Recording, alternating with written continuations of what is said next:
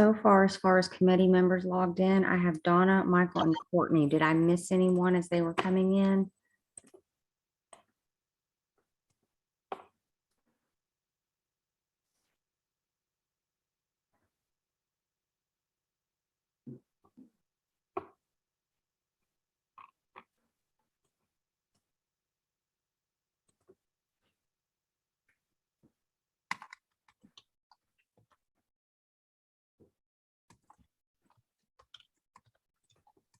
It looks like the waiting room is cleared, so we could go ahead and get started. Donna, if I may, oh, and there comes Alicia. Sorry about that.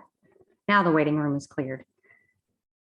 If I could make a brief suggestion and maybe move your new business to vote for your new chair to the top of the agenda so they can establish a quorum and run the meeting.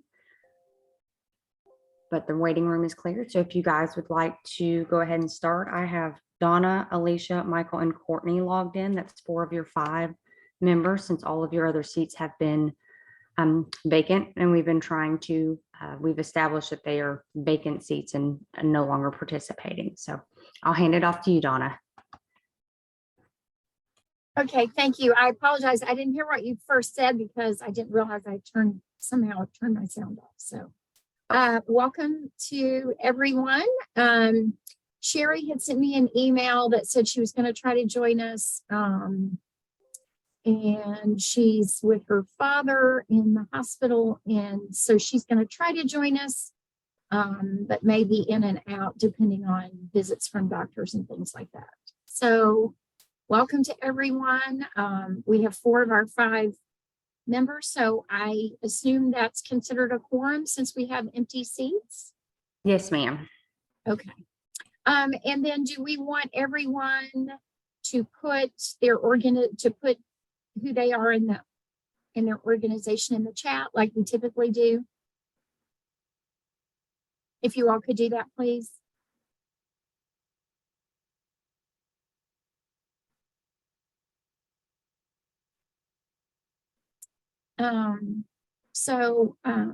Thank you all for being here.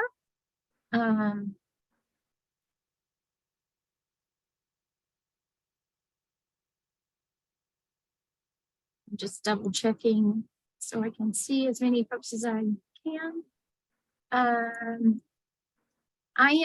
You'll notice that later in the meeting, we will be discussing voting on a new chair.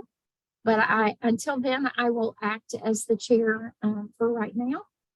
And I guess since we have a quorum, we can vote to approve the minutes from the 2022 meetings, March, May, July, September, and November. Donna, not to cut you off, but if you guys want to go ahead and vote on your chair, that would be the best way to establish your quorum and vote moving forward. No one emailed me in advance to volunteer, so I'm going to leave that open to you guys to figure out who you would like to vote in as your chair. Okay. And currently, Donna, you do hold the vice chair position. Okay, perfect. Okay, so thanks to everyone who is putting your information in the chat. And I will entertain discussion from the members as to who is willing to be the chair. I would like to nominate you, Donna, to be the chair. Why, thank you, Courtney. That was not my intention, but if no one, I was afraid you might not volunteer. I was afraid you might not volunteer, so I decided to help you along. I do appreciate that. Is anyone else? I do not want to take this opportunity from anyone who really would love to do it. Donna, I just add, I've been on this TAC since it formed a millennium ago. And I served as chair when it originally formed. And I just want to explain why I'm not volunteering. This is year 30 for me. And I'm not sure, my retirement date's only 30 days away from any point in time. So I don't want to commit to something that I'm not sure I can be around for. Okay. I appreciate that. Thank you, Michael. I thought maybe you were working your way into agreeing to do it, but then I saw No, that I was working my wasn't where way it was out. going. Sorry. I saw that wasn't where it was going. I would assume if we vote and I agree to be the chair, then we will need to get a vice chair. Is that correct? I would recommend that. Yes, ma'am. So that way you have someone to help you. And just a quick reminder, the chair is responsible for putting together the agenda and running the meetings, calling the quorum, etc. Okay. The other, I guess the negative to me doing it, and if someone else can do this, is that the MAC is always on a Thursday. I am always in clinic on all day on Thursdays. So I will not be able to attend the MAC meetings reliably. I also have a clinic responsibility on Thursdays as well. Erin, what time typically are those meetings? They're from 10 to 12:30, and any TAC member can attend to represent your committee. Okay. And they're every other month, or are they? Every other month. Yes, ma'am. Okay. Are they also on the Odd months. the odd months? Okay. Okay. Eventually, I may be able to clear my clinic schedule for that morning and maybe switch, but in the next 2 to 3 months, I can't make that happen. So. Okay. Do we have any other nominations for the chair?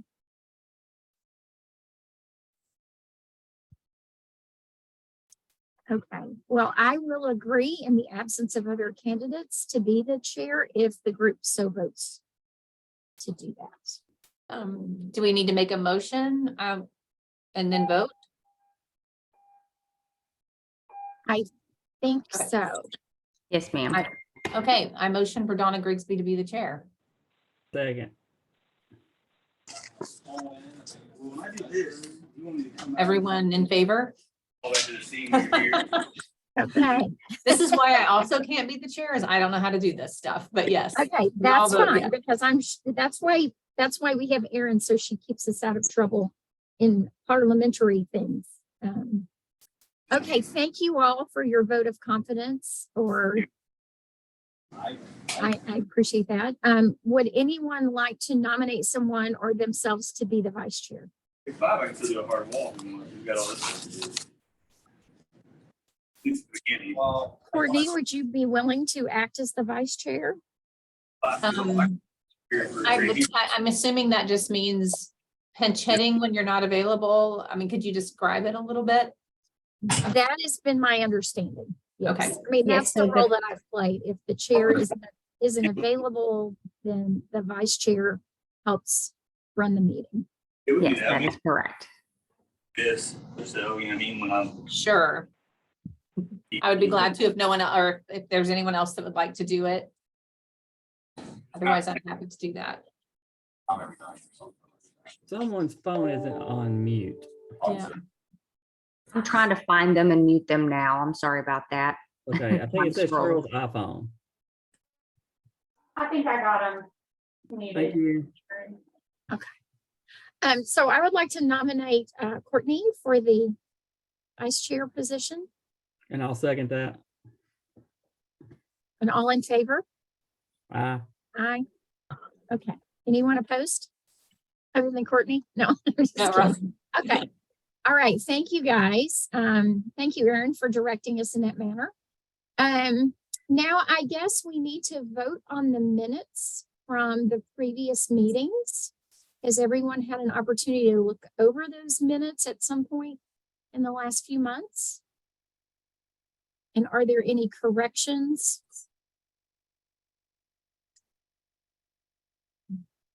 I have no corrections. I've looked at them each time. Okay. Yeah, me too. I feel like they're, so would someone like to make a motion that we approve the minutes from the previous meetings? I'll make that motion. Okay, is there a second? I second it. Okay. Oh, welcome, Sherry. I'm here. Okay, thank you. Thank you for being here. All in favor? say aye or raise your Aye. hand. Okay. Aye. Anyone opposed? Okay. Any further discussion? Okay. We don't have anything under old business unless someone wants to bring up anything. If not, we will move to you, Alicia, to share, kind of review the kids count data. We're hoping that maybe some of the information you provide for us during this discussion will lead to future topics when we get to that in the general discussion. So Alicia, I will turn this over to you, and thank you for walking through this with us. Yeah, no problem. Thanks for being willing to listen and look into this a little bit. I think you all are probably all familiar with the Kids Count book. I think in the past you've probably gotten physical copies at these meetings when you all met in person. So obviously we did not send out quite as many physical copies this year. It came out in November of 22, so just a couple months ago. And so the book, like every year, has 16 key indicators that are broken down by county across the state. It also has the state numbers for those indicators. And then it has sort of domain areas. So there's data on education, health, family and community, and economic security. And so it really just talks about each of those domains kind of has like a spread. So it pulls out some additional data on each of those 4 domains, talks about some issues that are identified, some solutions that are possible for each of those. And I was going to just kind of go through and highlight, especially some of the health items that were in the book this year. Obviously, that's probably of most interest to this group. There are some other things that I think impact well-being and health in ways that might still be important to look at. So I just kind of picked out a few things to highlight for you all. And then I'm happy to answer questions, and hopefully this can just maybe spark some discussion about future topics, like you said. So the health spread this year focused on mental health among our youth. So it highlighted a few different things. One thing that stood out that we were able to highlight was mental health in children ages 3 to 17. So anxiety and depression by race and ethnicity. And so we did see that there is a pretty big jump among our Latinx youth of that age group. In terms of the years that was measured was 2016 and 17, and then again in 2019 and 2020. So this was a little bit of COVID, but not like all COVID years. And so there is, I could share my screen. It is online if you all would like to see it, but I can just kind of read off a couple things as well. So Alicia, would you go ahead and share your screen? Erin, Yeah, does she let me have pull the it up ability and to do then- that? Yes. And give that'd me be really just a helpful, second. I think, to be able to.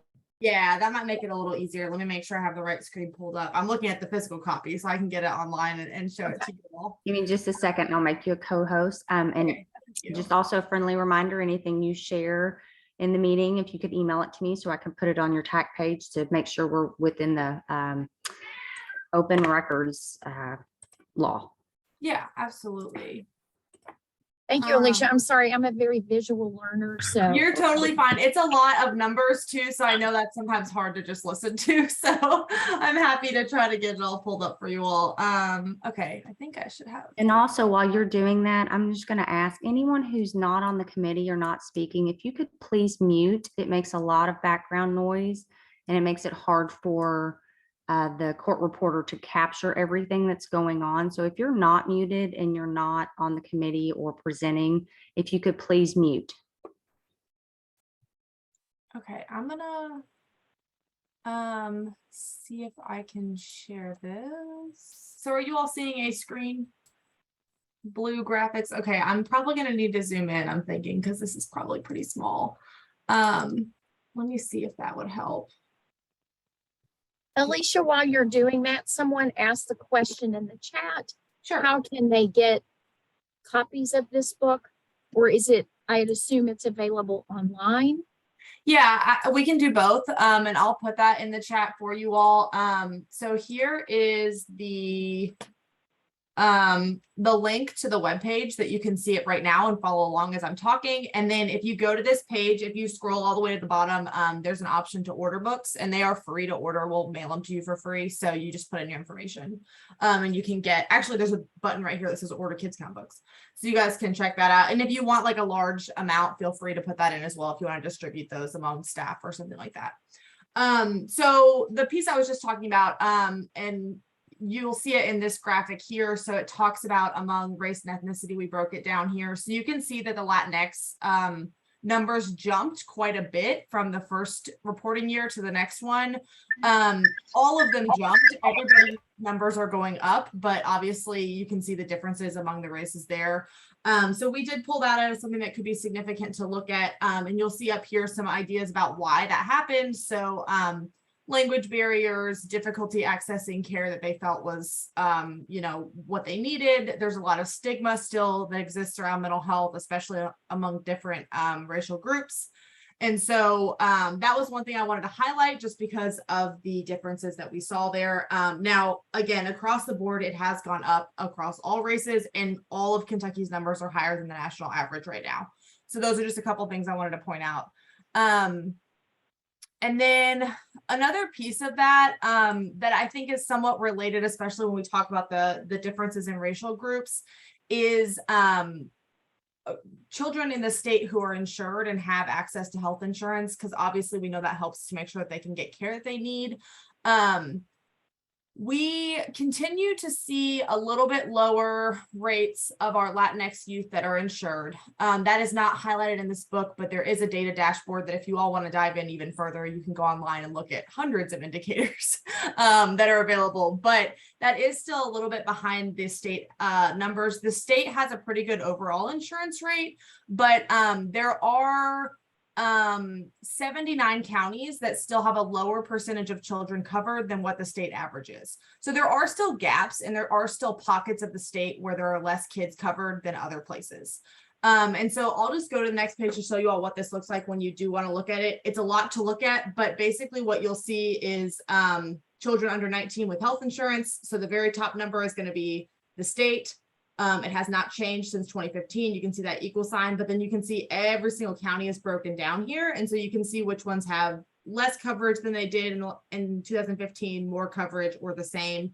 And then obviously you can compare those numbers to the state's number as well. So all of our indicators are broken down like that. That's kind of how you read the book. But that's one that I wanted to point out. And then a couple other things, obviously you all can read this page. This is, like I said, that mental health spread. We have a lot more students and young people who are considering or attempting suicide. That number has been going up. So something to potentially be looking at, seeing if there are any solutions there that we could be addressing that issue. And I'm just kind of looking through to see if there was another piece to that I wanted to mention. I think that those were the big ones there. You can see some of the solutions that we highlighted and pulled out. Obviously, there are other solutions out there as well, but like I mentioned, closing the gap in health coverage, especially among our Latinx youth, finding ways to continue to be innovative in the models of care delivery, I think is important. Telehealth has become a lot more popular and widely used since the pandemic began, but wanting to make sure that they continue the use of that, especially for mental health services. And also the idea of integrating mental health into primary care and other care offices. We've seen some really interesting sort of innovative ideas on how to implement this. I also work really closely with the Kentucky Oral Health Coalition, and we recently had a primary care center in Lexington that was actually having dental hygienists ask a couple of very simple questions if they had concerns about the mental health of their patient. And they were able to then, if they found something that was concerning, get them connected in the office because they are primary care. So they had multiple providers in the same setting, be able to get them connected to the care they needed for mental health reasons. And so we did highlight that as an idea, is to just have better integration of care and have folks that maybe are not who you would think screening for mental health, actually asking some of those questions and then getting kids connected if they do need it. So that was something I wanted to highlight.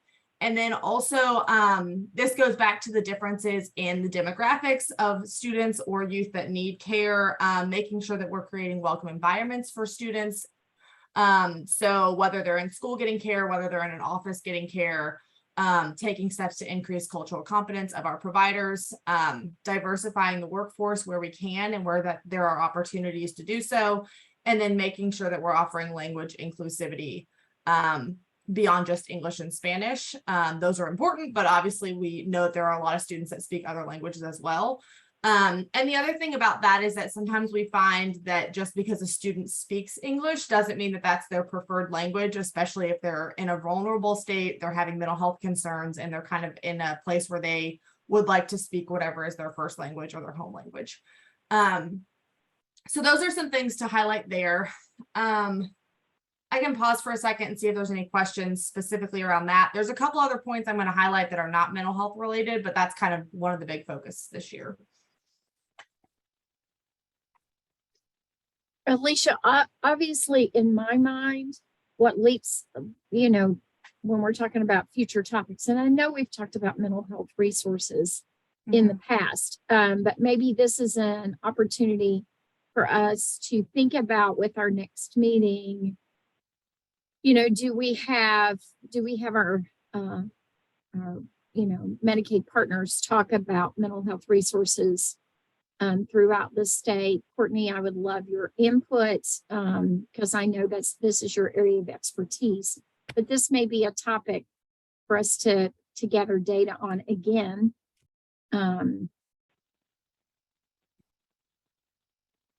Particularly with the suicide, the increase in suicide that we're seeing in children, and even in, you know, younger children that you wouldn't think that would be an issue with. So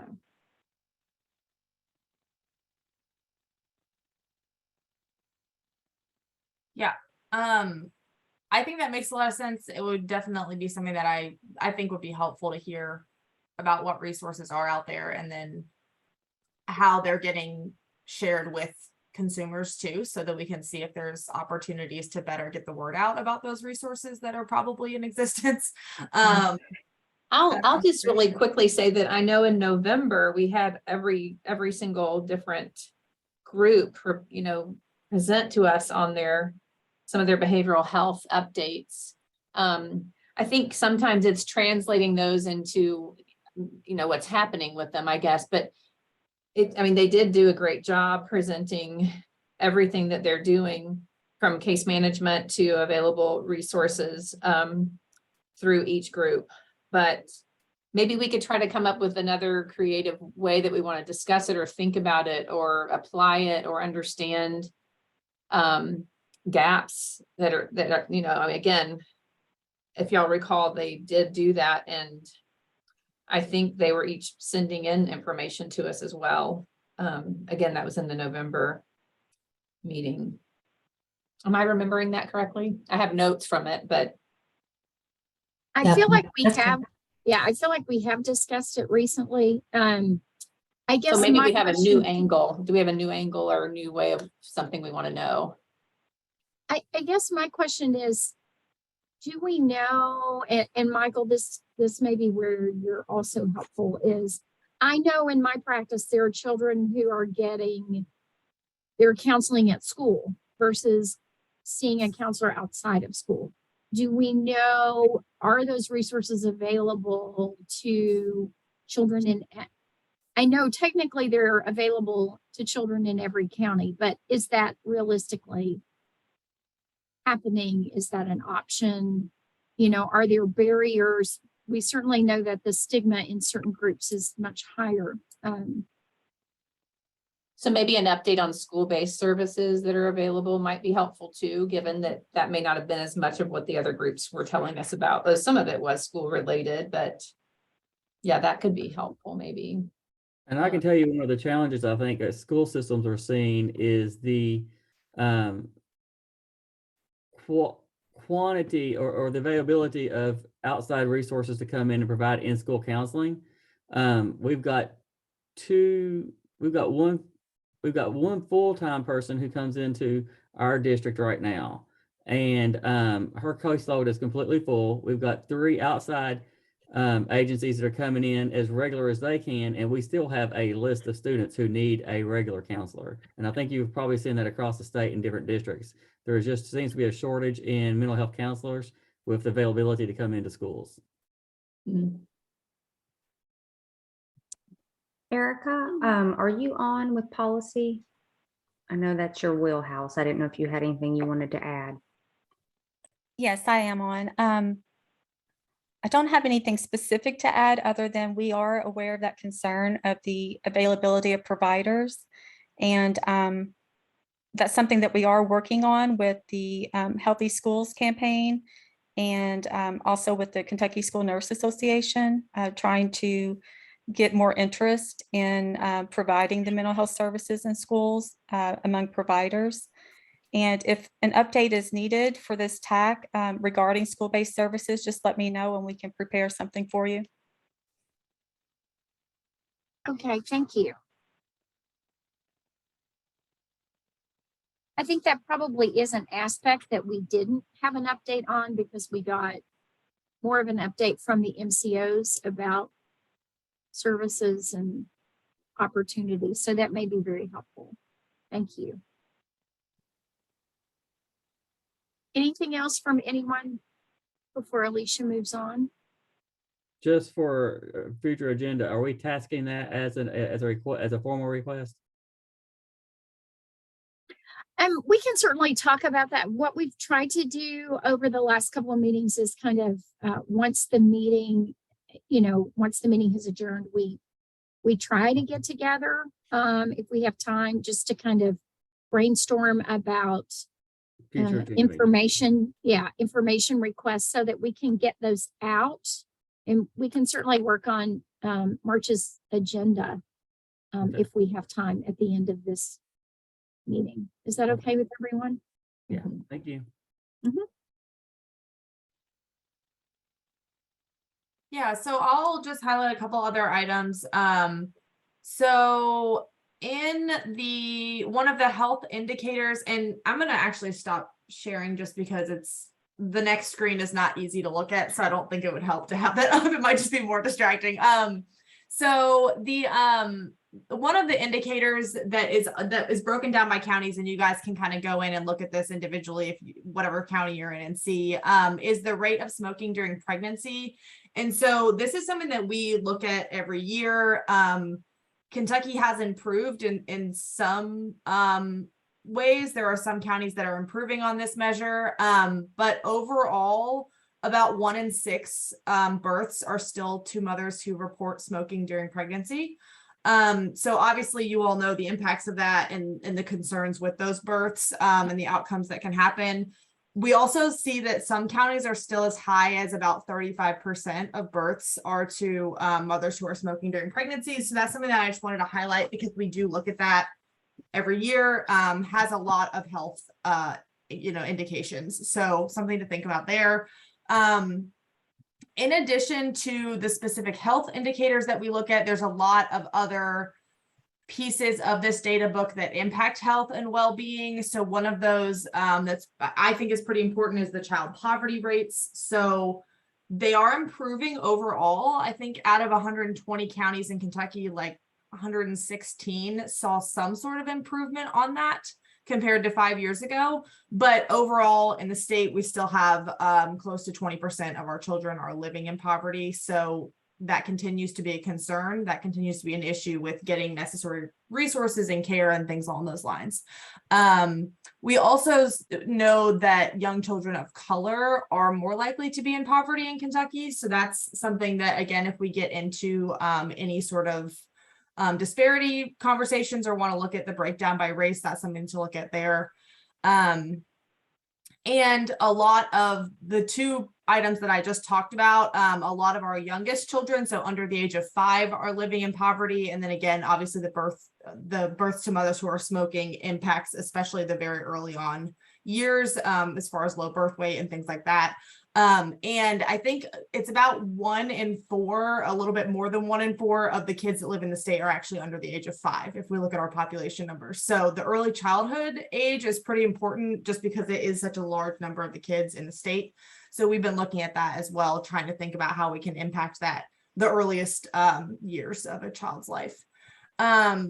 So those are a couple things that I think were important to highlight. There are a couple other indicators in the book that I can go into today, or you all can go into later, but there's some information in there about homelessness, student homelessness, and what that looks like in the state, as well as things like criminal justice or the juvenile justice system and being involved there, and how that might impact health and well-being as well.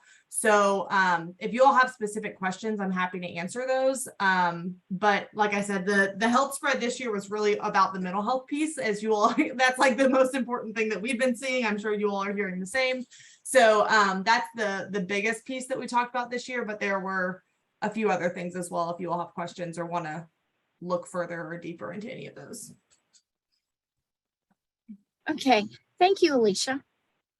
Some positive news and some not so positive news. Does anyone have any questions or anything for Alicia? And I think we answered the question about how, if you need to get this information, how you can get a copy and how you can access it online. Okay, any other comments, questions?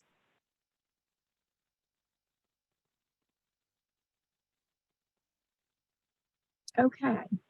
The next agenda item is to talk about discussion of future meeting topics.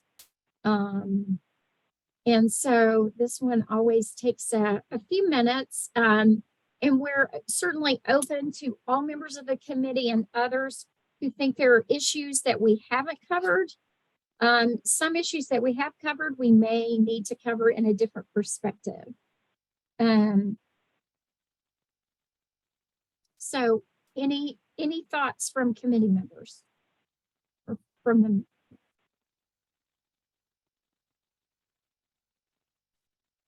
Since I am relatively new to this group, you all can tell me if this has been covered, and I can go back and try to look at past meetings if it has. But something that has been just in my world, at least in the health policy in Kentucky, that's been really important is the issue of youth vaping, and it's continuing to come up. It's continuing to be a huge issue.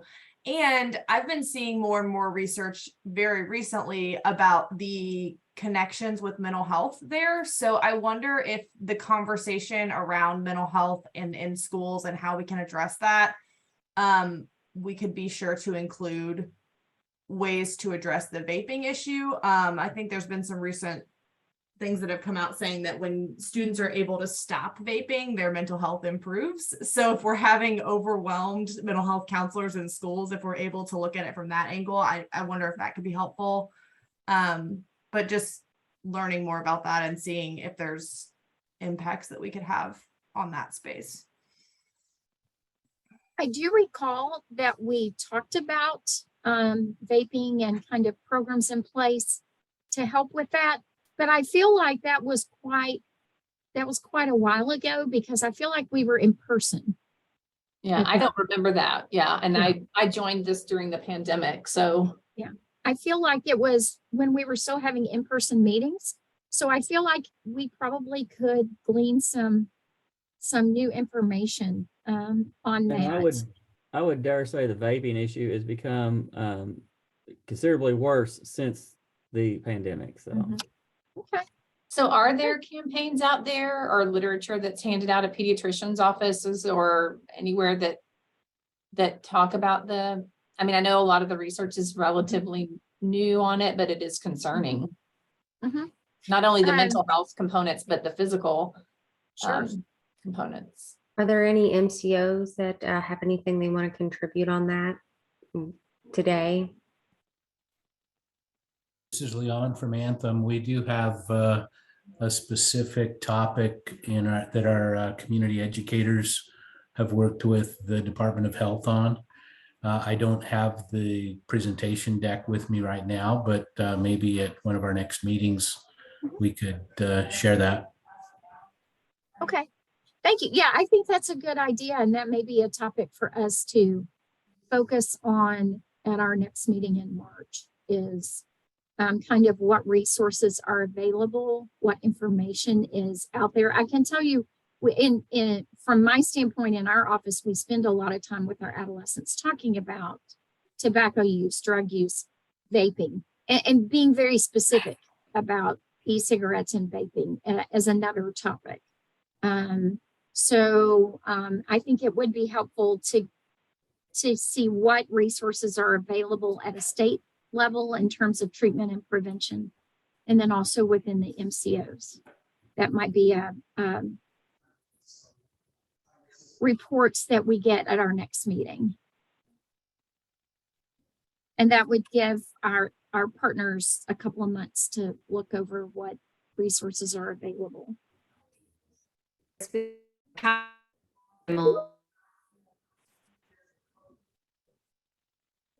I'm sorry, I think someone said something, but it broke up on my end, so I apologize if that was my fault. Okay. Thank you.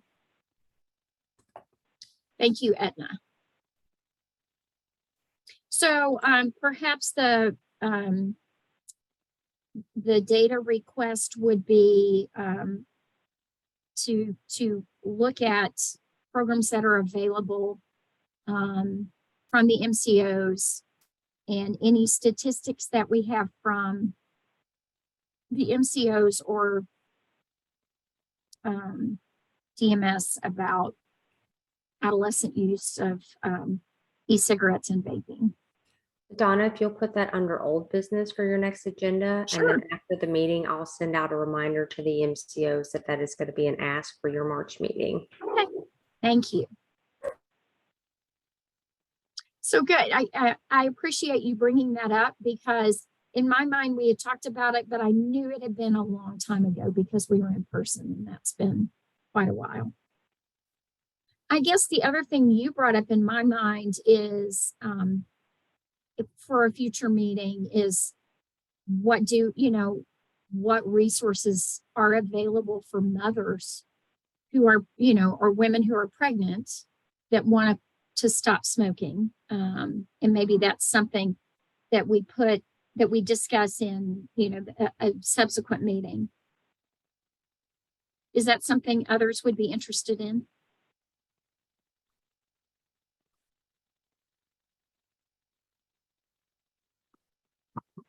So perhaps we don't put that in for the next time's meeting. Next time's meeting will focus on vaping, but perhaps in May we consider talking about smoking cessation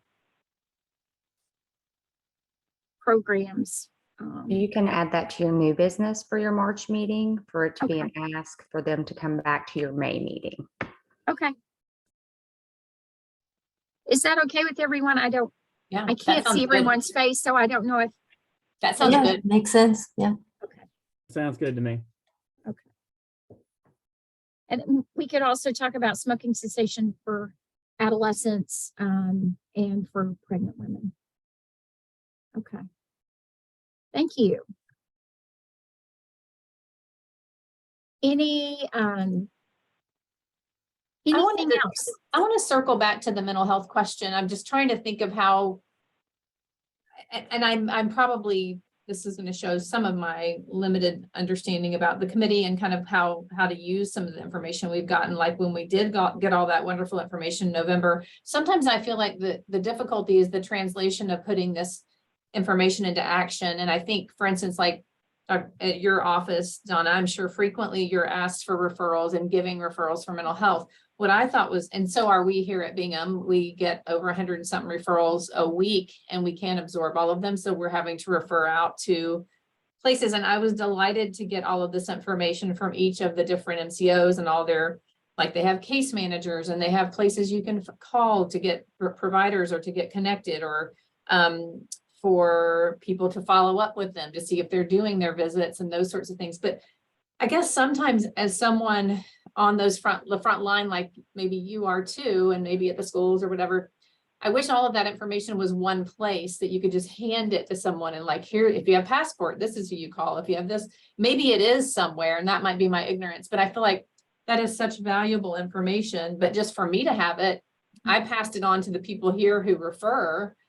But like, sometimes I guess it would be nice to have something for families. Also, sometimes their insurance changes, you know, like they're on passport and all of a sudden they're covered by Anthem or some different type and they don't know. I don't know.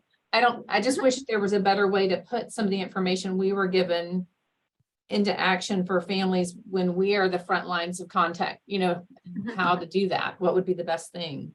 Is it to get a brochure from every single one of them and be able to have all of these different ones in our offices? Or is it somehow to compile something? And maybe that already exists. Do you know what I'm saying? Like, Yes, no, I hear exactly what you're saying. And we get the and I- information and then it just stays on my paper. Yeah. I'm not really, don't have a Right. great way to give it out to people. Which I guess is the point, really, to know that it exists and then to help families get it. This is Paula with WellCare, and the health plans have all participated in what we call a side-by-side where we're providing information on services. And a lot of that does have phone numbers in it. So that's something that we could maybe provide to this meeting. Okay, so what does that look like, Paula? Is it a single list of all It's of a them? single, it's like a 3-page document, but it looks like a grid with each health plan at the top and information on what each health plan provides. In behavioral health or? Both medical and behavioral health. Well, that would be helpful to me. And again, I don't know if that would be helpful to others. As far as just really trying to utilize all of this rich information that you guys give us. I think we just all submitted to the state last week or this Monday, the document. So it's still for 2023 is still in progress. Okay. Okay, so maybe when that becomes available, you can let us know or send it out or whatever. Give it to Erin or something. Yeah. Perfect. that would be helpful because I was recently in a meeting with people who care for children who aren't necessarily pediatricians. And the question was, hey, what can we do to incentivize people to bring their children for child care? And I said, you know, the MCOs already have all of these things they do to incentivize families, and they had no idea. So good. And so this, and again, the comment in the chat is that the state will have a link to it once it's approved on their website. So yeah, and everyone else might have known that existed, but I didn't know. So that's helpful to me. Thank you. no, I didn't realize it either. So I just knew from what we were told in the meeting. So and I know it's not widely known. So thank you all. Yeah. All right. Oh, okay. So again, in the comment or in the chat, it was a request submitted by the behavioral health TAC. So, okay. Any other topics? Okay. It seems like there's some connection between some of the things that Alicia was talking about poverty and homelessness. And I don't know where to go with it, but they're both important topics. I don't know exactly what we would want to have as an agenda item around those things, but I mean, that just, those seem to tie together somewhat. And maybe we can just keep that as the list for further down the road as, and maybe that'll become clearer how to ask or what kind of conversation we want to have about it. Okay, yeah, no, clearly the two are linked. And you know, how that impacts overall health for children and their families, and Yeah. And that bleeds into school performance. I mean, it bleeds into a whole other, you Mental know, health, it's everything. pervasive. It has pervasive effects on the well-being of the child and the family. So if we've got, you know, the vaping and so forth for March, and then the Mhm. smoking cessation for pregnant mothers, and maybe adolescents for May, then maybe we could look at that down the road as another topic. Donna, this is Sherry. How about childhood obesity? We talked about that years ago. Yeah. And I've been hearing more about that. I don't know if that's something we want to think about too. Yeah. It certainly continues to be an issue that actually worsened with the pandemic. Right. Yeah. So I think that's also a good, and what I will do, and correct me if I'm wrong, Aaron, but we will put all of these potential topics under new business. Yes, ma'am. Okay. And then I think someone mentioned juvenile justice. Boy, that is a definite hot topic right now, and a huge area of concern in our state. And so that may be another topic on down the road. I know the state's legislature is going to take that on, or at least they're talking about taking that on, but that may be something for us to discuss at a later time as well.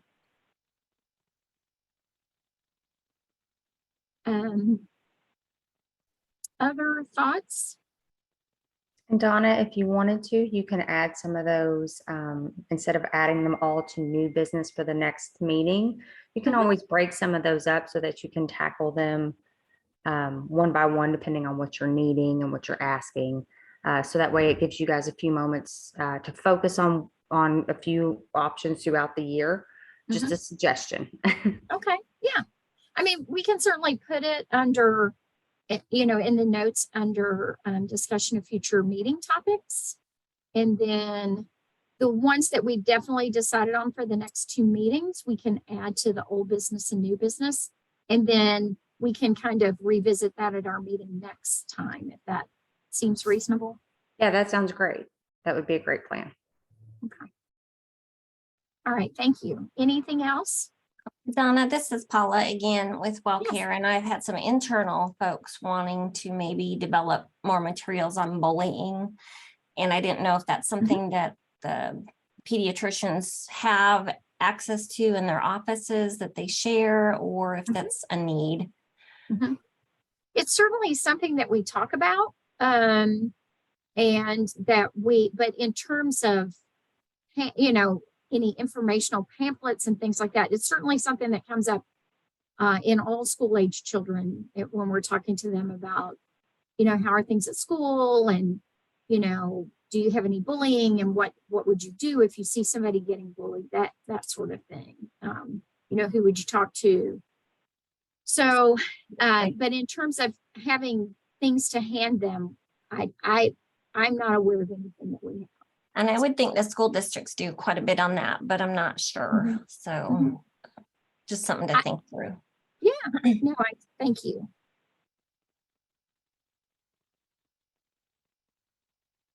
Okay, anything else? Thank you all. So the next item on our agenda is recommendations, and we've typically glossed over that because we've not had a quorum in the past. So I guess, and I'm not sure, since we don't have any specific we have the presentation of the kids data, the kids count data that's leading to our future discussions, but I'm not sure that there was anything that we would make recommendations from today. Any other thoughts? Can't think of anything. Other committee members, anything? Okay. Aaron, the next MAC is when? The next MAC is January 26th. Okay. And Donna, since you are the chair and Courtney with being the vice chair, I can make a note to forward you guys the calendar invitations just so they're on your calendar. Okay. Okay. And then your again, next meeting is in March. And I just wanted to give a friendly reminder to make sure to copy Kelly's sheets on all your emails. I may or may not be with you guys in your March meeting, depending on when baby decides he wants to arrive into the world. So her email should be on everything that I've been sending you guys. So Okay. that way she's in the loop and can get you guys taken care of. And you're in good hands with Kelly. Okay. Well, congratulations. It's exciting. So, Thank you. okay. So, is there anyone in this group who is available to attend the MAC on January the 26th? That's too soon for me to cancel on it. So, I have a I'll be in standing DC clinic. that day, so I can't do it. okay. So we may not have MAC representation, but Erin, if you will send us those future dates, I may be able to adjust my clinic schedule if it's far enough ahead of time. Yes, I can do that. And I apologize for my loud cat meowing in the background if everybody hears that. He's 20 years old and very whiny. And it's okay. He just wants to say hi. Yeah, he just wants to let us know he's there. And it's much quieter than, most dogs. That my dog used to always bark at a very predictable time when I was teaching a class on Zoom because the mailman came. So yeah. So everyone in my group knew when the postman came because my dog would bark. So. All right, our next meeting is March the 8th from 2 to 4. And we will continue to meet via Zoom. Thank you all for being here, and thanks to committee members. I'm very excited that we had a quorum today. I guess we need to, Erin, do we need to continue to try to reach out to these other organizations to get representation, or? I have been trying. I know Mahek and I both tackled a lot of excuse me, emails. But if you guys know anybody in some of these associations and kind of want to reach out and help, I've had a few associations that just have not responded to my, excuse me, multiple emails. I'm starting to think they junk mailed me.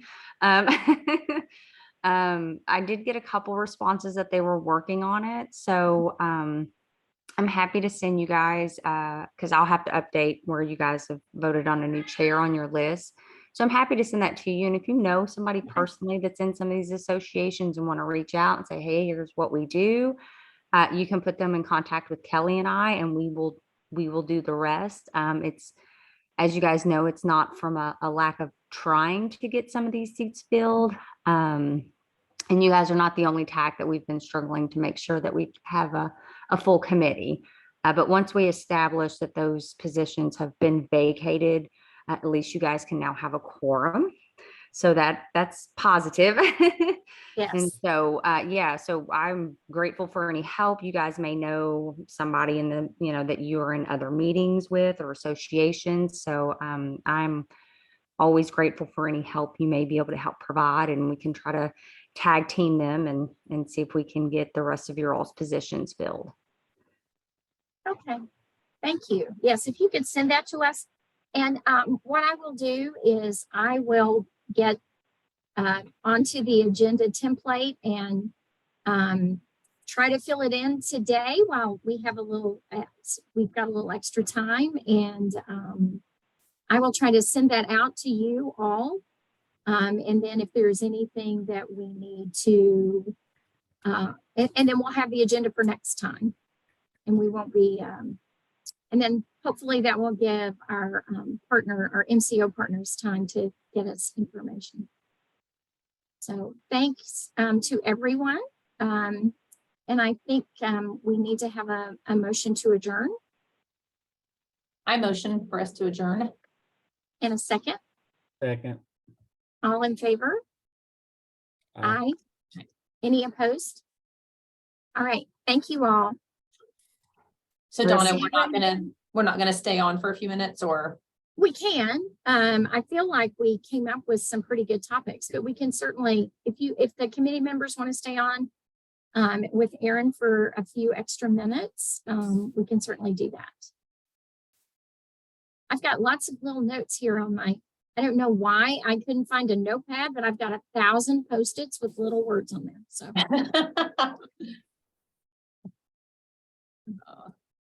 And I think, is Sherry still on here with us?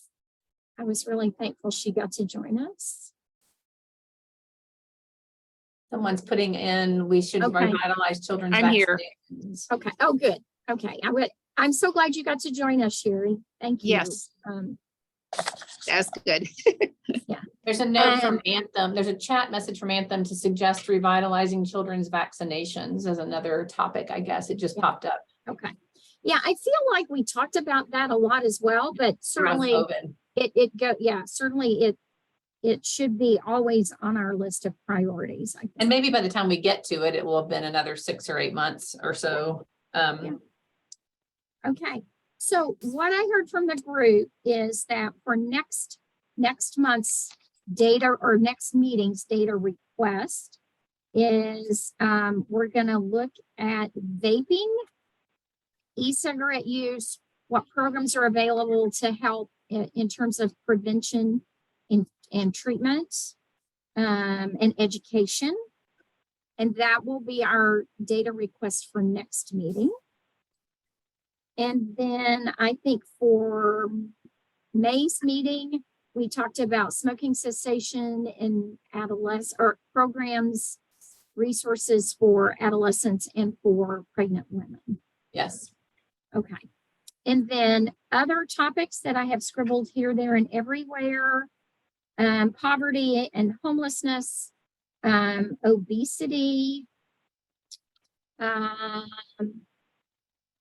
Juvenile justice. And then bullying. Yes. Yes. And then maybe vaccinations on down the road. And then vaccinations. Yeah. And then I think at some point we talked about school-based, like kind of an update on school-based mental health resources. And I don't know if we want to, I'm not sure.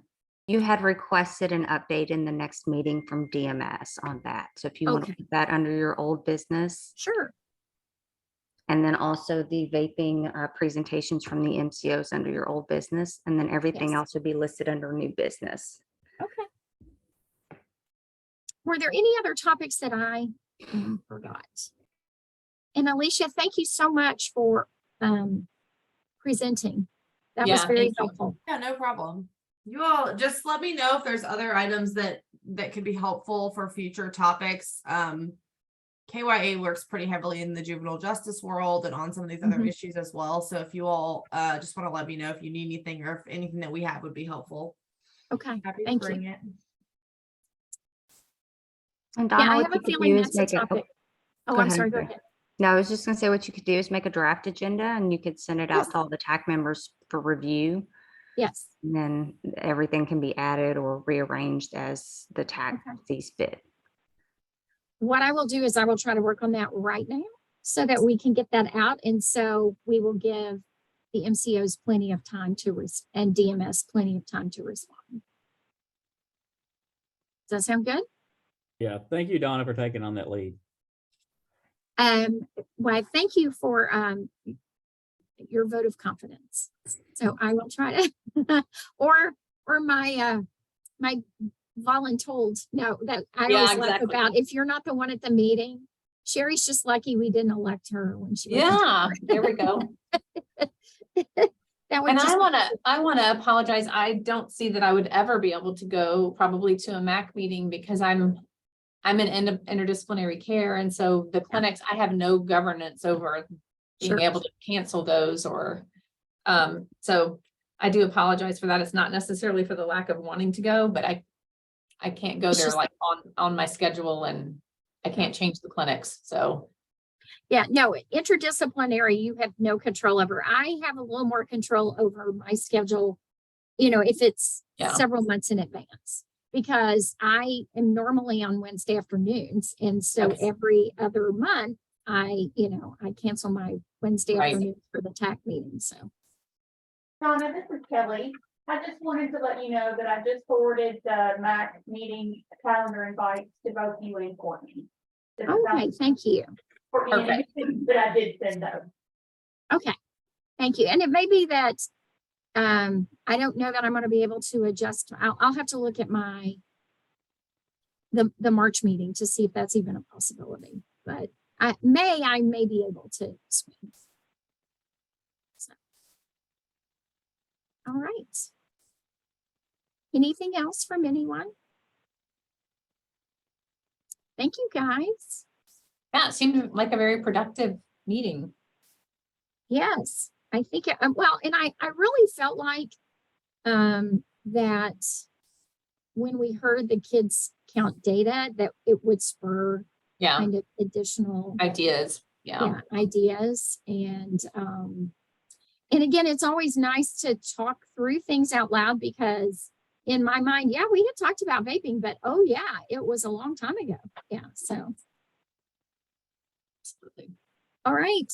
Thanks, you guys. I will try to send out a draft agenda, and you guys can feel free to adjust and add. And then we'll have that, once I've heard back from you guys, we will have that for Aaron and Kelly.